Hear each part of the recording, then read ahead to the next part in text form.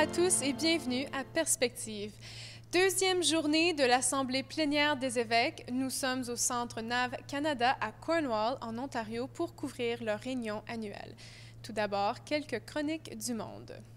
Un retour sur une entrevue du pape François accordée à une radio portugaise. Ces derniers jours, la question des réfugiés et des migrants pousse les gouvernements et les communautés locales à répondre de manière urgente à la crise. Mais dans son entretien à la radio portugaise, le Saint-Père avertit contre le danger de l'infiltration de groupes terroristes. Il n'y a personne d'immunisé contre ce danger, affirmait-il. Si, la semaine dernière, il invitait paroisses et monastères à accueillir une famille de réfugiés, maintenant, il y ajoute une clause importante. Accueillir, oui, mais pas de manière simpliste, disait-il à la radio. Ce qui ne veut pas dire héberger des personnes dans sa propre maison, non plutôt les aider à trouver un logement, les intégrer à la communauté et prendre une famille plutôt qu'un seul individu. Avec l'arrivée du pape François aux États-Unis dans les semaines à venir, tous se préparent à l'accueillir à leur façon, du plus insolite au plus sérieux. À Washington, la communauté locale encourage une vision de la campagne Walk with Francis pour une réforme du système judiciaire. Pour la conférence épiscopale des États-Unis, la visite du pape François ouvre la porte à une telle réforme, c'est-à-dire revoir la manière dont on accueille les prisonniers dans les communautés lorsqu'ils sont payés leurs dettes, pour qu'ils deviennent des membres actifs de la société, disait le cardinal Donald World, archevêque de Washington, dans une conférence de presse samedi dernier. Selon le directeur exécutif de la Conférence des évêques américains, Jonathan Reyes, le plus grand défi est la trop grande présence d'hommes afro-américains dans les prisons. Reyes a de plus mentionné dans la conférence le nombre de prisonniers aux États-Unis compte pour environ 5 % de la population mondiale, soit 2,3 millions de personnes. À cette conférence de presse s'ajoutaient aussi des chefs d'autres églises chrétiennes des États-Unis. Ils sont d'accord que le pape François montre l'exemple de la foi par la voie de l'humilité. Ils veulent suivre cet exemple et croient que la justice réparatrice répond à cet appel. Le pape François se rendra à la prison Curran Fromhold à Philadelphie le 27 septembre prochain. Ce matin, le Vatican a publié la liste des participants délégués au prochain synode des évêques sur la famille, prévu pour octobre prochain, du 4 au 25 octobre à Rome. Parmi les nominations figure le cardinal Gérald Cyprien Lacroix, archevêque de Québec. Je suis très touché par la confiance que me manifeste le Saint-Père en m'invitant à participer à ce synode si important pour la vie de l'Église, mais pour toute l'humanité.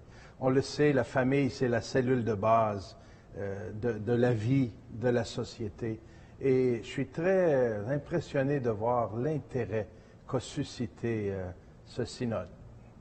Si je me fie à la préparation qu'on a vécue pour le synode extraordinaire qui nous a mené en octobre 2014, une large consultation, dans mon diocèse de Québec, des centaines de personnes, des groupes, des individus, des paroisses, des gens qui s'intéressent à la vie de famille ont participé, ont apporté leurs réflexions, leurs questions, leurs réponses, ce qu'ils souhaitent qu'il soit traité.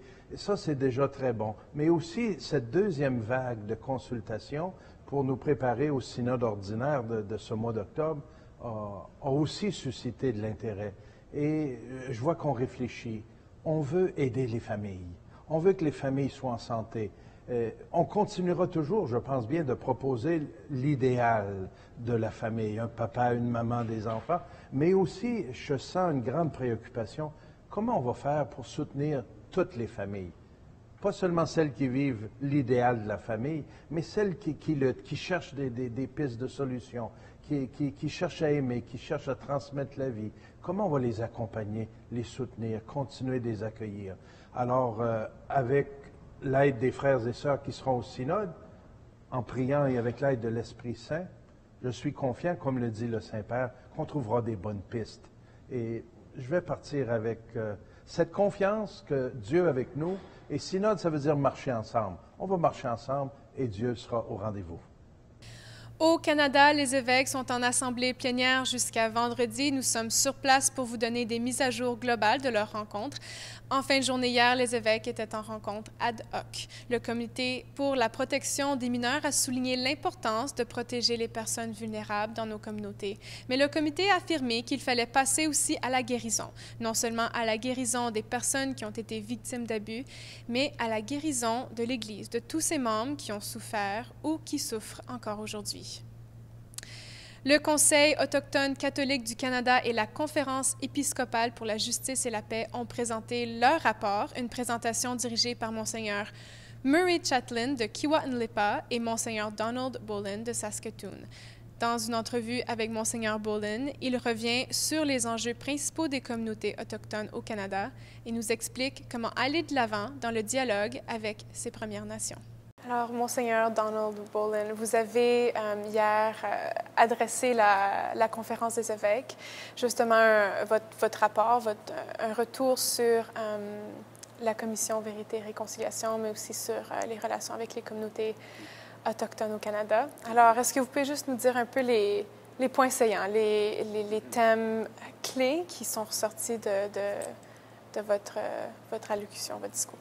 Merci. Bon, les appels à l'action de la Commission de Vérité et Réconciliation ont des implications pour les églises, spécialement les églises qui ont été impliquées dans les écoles résidentielles. Alors, on a parlé un peu de 8 recommandations, appels à l'action de ce rapport. Et spécialement 4 qui ont les implications directes pour la conférence des évêques. Un sur la déclaration de l'Organisation des Nations Unies sur les droits des peuples indigènes, un sur la spiritualité des peuples autochtones et comment la relation avec la tradition catholique, la demande d'avoir un rejet de toutes les doctrines comme doctrine de découverte. Ce n'est pas une doctrine théologique. La colonisation oui, aussi, oui. l'idée de colonisation. Oui, exactement. L'idée que les Européens, quand ils sont arrivés au Canada, ont vraiment dit ils ont découvert un pays qui était déjà habité oui, pour 1000 années. Alors, et finalement, on a parlé d'un sujet qui n'est pas le nôtre, mais c'est l'idée d'inviter le Saint-Père pour demander pardon pour notre responsabilité, notre rôle dans les écoles résidentielles. Alors, on a parlé un peu de ça, spécialement l'esprit de répondre, parce que les appels à l'action ne sont pas les droits. Bon, c'est une invitation à dialogue pour la réconciliation, pour créer une relation avec les peuples indigènes meilleures et spécialement pour travailler vers la guérison de cette expérience de souffrance pour ce peuple. Comment, à partir de ça, vous approchez la question de manière concrète avec les Canadiens, au niveau national? C'était notre première discussion là-dessus. Alors, j'ai cité notre réponse comme le conseil permanent de la conférence des évêques au moment de la conclusion de la commission de vérité et réconciliation.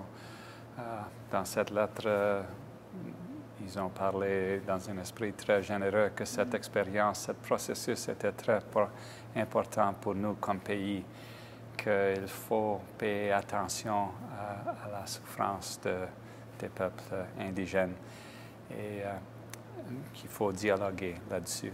Alors, notre conversation hier, c'était un début d'une conversation, mais on a dit qu'il faut rentrer dans cette discussion avec les peuples indigènes eux-mêmes. Ouais. Et il faut rentrer dans cette conversation, pas dans un aspect défensif, mais avec un esprit ouvert, dirigé vers approfondir les relations, dirigé vers la guérison. Mm-hmm. Puis, ce matin, après avoir célébré la messe, ils ont procédé à l'intronisation de l'évangéliaire, un rite qu'ils observent au début de chaque journée. Chef de l'Église orthodoxe ukrainienne du Canada, le métropolitain Yurij a adressé la parole à l'Assemblée des évêques à l'ouverture de la session ce matin, en s'arrêtant sur la situation en Ukraine et des chrétiens persécutés dans le monde, notamment au Moyen-Orient. Un peuple qui ont habité ces territoires depuis plus de 2000 ans et qui sont aujourd'hui dépourvus de leur terre d'appartenance, disait-il. En ce qui concerne le conflit en Ukraine, il se soucie pour les 1,5 à 2 millions de déplacés qui, pour la plupart, trouvent refuge en Russie.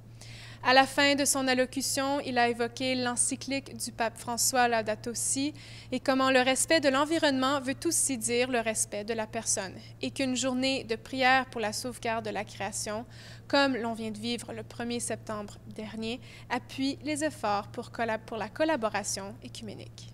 De plus, les évêques ont eu l'occasion aujourd'hui d'écouter un court documentaire sur le 50e anniversaire du Concile Vatican II qui a pris fin en 1965 et qui raconte le témoignage frappant de certains pères conciliaires canadiens qui étaient présents lors des travaux. Le père Thomas Ruzicka s'est entretenu avec eux pour recueillir leurs anecdotes et surtout leurs impressions sur un concile qui cherche encore à se faire comprendre aujourd'hui. Je vous propose d'écouter un extrait du documentaire. Être présent au concile, pour moi, ça a été un privilège exceptionnel et je pense que c'est le plus grand privilège que Dieu m'a accordé dans ma vie chrétienne.